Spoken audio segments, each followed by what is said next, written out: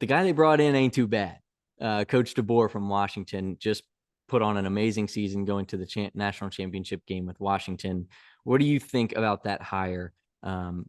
Alabama bringing in the Washington head coach. They just got another guy that we shall not name. That's all I'm gonna say. You know, if someone comes in the SEC that's not familiar with the SEC, they're going to struggle with the SEC. We saw that when we got a potato coach. Our guy. I love that coach as a person, but someone that's not familiar with the SEC, it's hard to get somebody that's from the Northwest. You know what I'm saying? It's kind of like they're following our footsteps. And hopefully they do. Hopefully they follow in our footsteps to where they're the awful, worst program in the nation. But, he's a winning coach. You can't debate and argue with that, his record and all that stuff. He only lost 14 games in all of his years of coaches. That's insane. Yeah. But I'm interested to see what he does, A, in the SEC, the best conference in the nation, and then B, as somewhere like that much pressure. That's the most pressure in the world. You have so many fans. He's under pressure that he can't even comprehend. You know Yeah, what you I'm can't saying? even fathom just the amount of pressure that's put on Everybody him taking that job. bandwagons to Joe. Everybody bandwagons to Bama. Like, I guarantee there's a Bama fan in New York that has never watched college football. He just likes Bama because they're good. You know what I'm saying? So you have fans that he's never had access to. He's gonna get hate and love like he's never had access to. And obviously, he's not gonna understand the pressure that comes with losing the Iron Bowl. So after he loses that Iron Bowl next year, he's going to be on the hot seat, and we're going to look back at this and be like, dang, Dylan was right.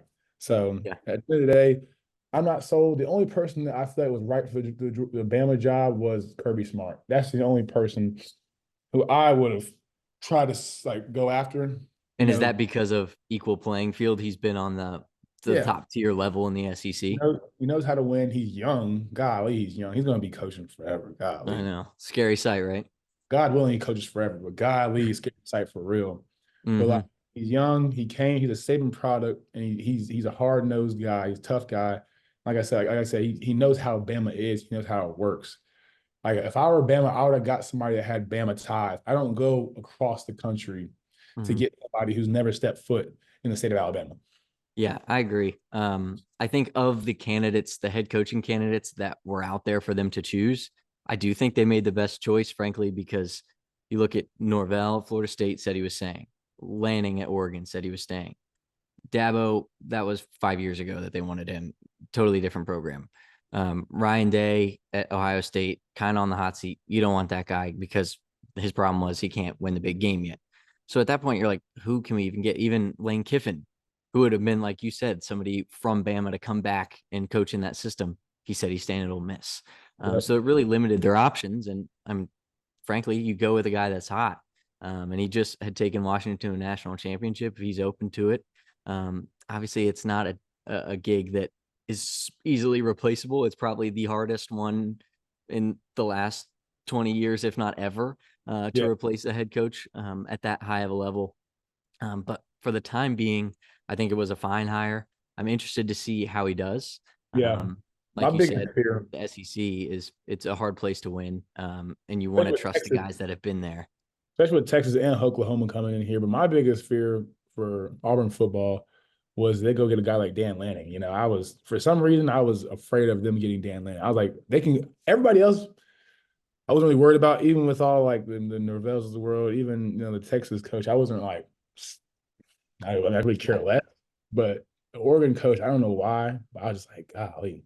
I don't know if he's I think a little bit of it is that he's building a scary program. You see what they've done offensively. They lost 2 3-point games this year that kept them out from being in this exact same position that Washington was in. And bringing a fiery offensive game plan like that to the SEC could be scary. So I'm with you there. Lanning, I think, was the scary option from our seat, looking to Bama. But now that they have DeBoer, I would say I'm a little less nerve-wracked than I would be if they picked up Lanning. He looks awful in crimson. That's all I'm gonna say. He looks awful. Yeah. He's way better in purple. He should have stayed over there. My thing is that I get it's an amazing opportunity to go coach at Bama. All the money in the world, all the resources in the world, all the access in the world. It's amazing to have on your resume. But why not go build something special with the team that you've already had? You know what I'm saying? With Washington, you Mhm. know, you're undefeated with a chance to win the national championship instead of running it back with the same guys minus your quarterback. And you made a quarterback transfer in Will Rogers. Like you had Will Yeah. Rogers come to Mississippi State, so you were building something there, and you just left it because of the name that came with Alabama and all that stuff. Which I get. You know, a lot of people would take that job, but I just think loyalty pays dividends.